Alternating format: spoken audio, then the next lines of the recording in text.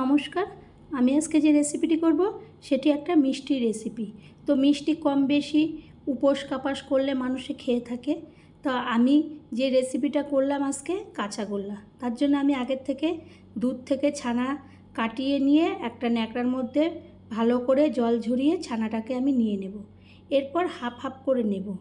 হাফটাকে আমি একটা সাইড করে রেখে নেব, আর হাফটা ভালো করে প্রথমে ডলে নেব, তারপর পুরোটাই একসঙ্গে ডলে নেব।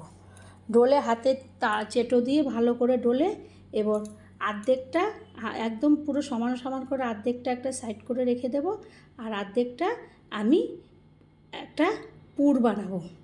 তো এইভাবে একবার হলেও আপনারা কাঁচাগোল্লা যদি করে থাকেন এইভাবে করবেন, দেখবেন খুবই টেস্টি হয় এবং খেতে খুবই ভালো লাগে।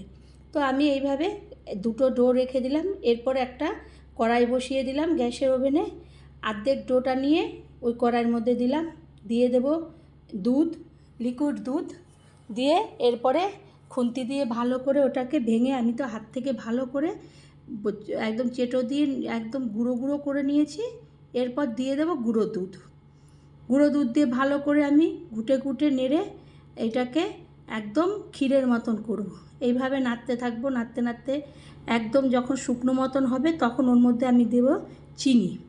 চিনিটাকেও আমি একদম গুঁড়ো করে নিয়েছি, তাহলে তাড়াতাড়ি এই রেসিপিটা হবে, না হলে চিনিটা গলতে সময় লাগলে জল জল কাটতে থাকবে। এরপরে একদম শুকনো শুকনো করে নিয়ে দুধ দিয়ে চিনি দিয়ে দুরকম দুধ মিশিয়ে আমি একটা ডোর মতন করে নেব।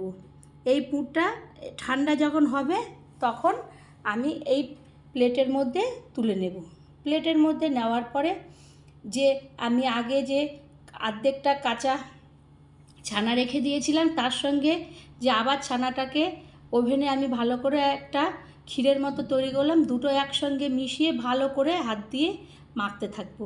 মাখার পরে আমি হাত দিয়ে সুন্দর মতো গোল গোল করে, যেরকম কাঁচাগোল্লা বা রসগোল্লা করে সেই রকম হাতের তালুর মধ্যে নিয়ে ভালো করে নেড়ে নেড়ে গোল গোল করে নিয়ে আর গুঁড়ো দুধের সঙ্গে আমি ওটা মাখিয়ে নেব। মাখিয়ে এইভাবে একটা প্লেটের মধ্যে রাখবো। আবারও আর একটা নেব, নিয়ে হাতের মধ্যে এরকম গোল গোল করে নেড়ে নেড়ে একদম গোল করে নেব, করে আবারও গুঁড়ো দুধের সঙ্গে ভালো করে মাখিয়ে নেব। পুরো এই কাঁচাগোল্লাটাকে মাখিয়ে একটা প্লেটে রাখবো। তো খুব অল্প সময় অল্প উপকরণে এই কাঁচাগোল্লাটা তৈরি হয়ে যায়। আপনারা যদি একবারও হলো খেতে ইচ্ছা করে এরকমভাবে বানাবেন। এরপর একটা আমি চামচ দিয়ে কাটবো, দেখব ভেতরটা এত সুন্দর নরম আর একটু রসালো হয়েছে। ভালো লাগলে আবারও কোনো রেসিপিতে দেখা হবে। ধন্যবাদ।